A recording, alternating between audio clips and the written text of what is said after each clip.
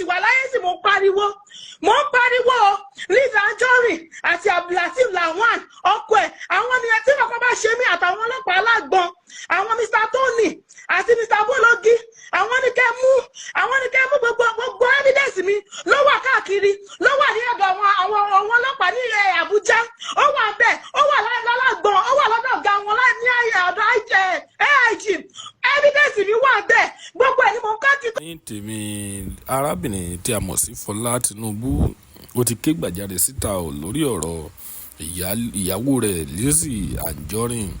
ó ké gbàjarè ó ní òun pẹ̀lú ọkọ rẹ̀ tí a mọ̀ sí Mr. Lawal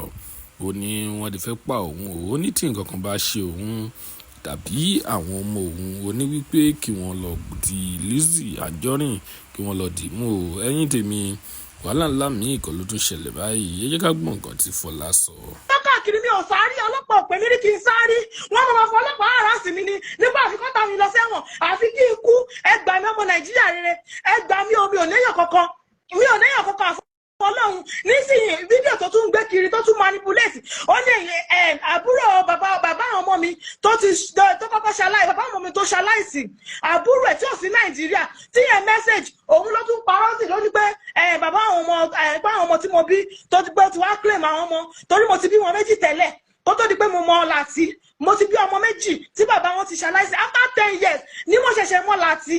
after 10 years ni mo ṣẹ̀ṣẹ̀ mọ Láti ìgbà tí mo dẹ̀ mọ Láti mi ò rí pẹ̀lú obìnrin kankan kódà àgbẹ̀mí ni mo jẹ́ kó padà sílé ó náà wò sí pẹ̀lú ìyàwó kankan ìyàwó méjì ló ní tẹ́lẹ̀ ó náà wò sí pẹ̀lú ìyàwó kankan kódà ó bẹ̀bẹ̀ kí tó dá lóhùn kí tó fẹ́ ẹni nígbà náà lọ́hùn ọ̀rẹ́ ẹ̀kan ló jẹ́ kí n mọ̀ mi mọ́ pẹ̀lú anybody tẹ́lẹ̀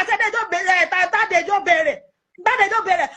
ọmọ méjì ni mo bí fún ọmọ méjì òun ni mo bí fún mo bí Latifa àti Khadijat àwọn ọmọ méjì tí mo bí fún láti tọjọ́ ọmọ kékeré àwọn tó sì kéré ìkan lọ 6 years ìkan 3 years 3 months ní kékeré yẹn wà èyí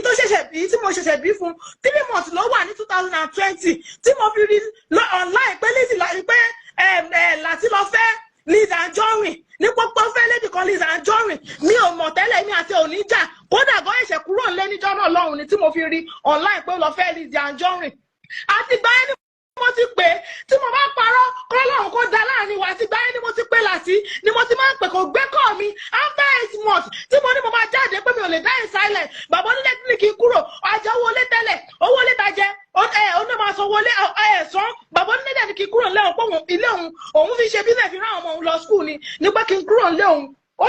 dẹ̀ padà ń pè mí ìgbà tó pè mí torí Lizzy Anjorin ti bọ́ síta ó ní kọ́kọ́ òun ò mọ̀ mí rí pé mo wá blackmail òun ni nípa mo wá blackmail ó gbé fún àwọn blogger tí wọ́n ní gbogbo evidence ẹ̀ ó tún rán blogger kó pè mí lọ́jọ́ kejì tó ṣe wedding tí mi ò tiẹ̀ mọ̀ pé irú èèyàn bẹ́ẹ̀ ni tí blogger yẹn pè mí tí blogger yẹn béèrè ọ̀rọ̀ lọ́wọ́ mi tó ní Lizzy pé kí ni òun fẹ́ kí mo fẹ́ kó òun ṣe fún ó ní kẹ́ni yẹn wá pè mí òun ló record ẹ̀ òun náà ló play show yẹn ẹ lọ wádìí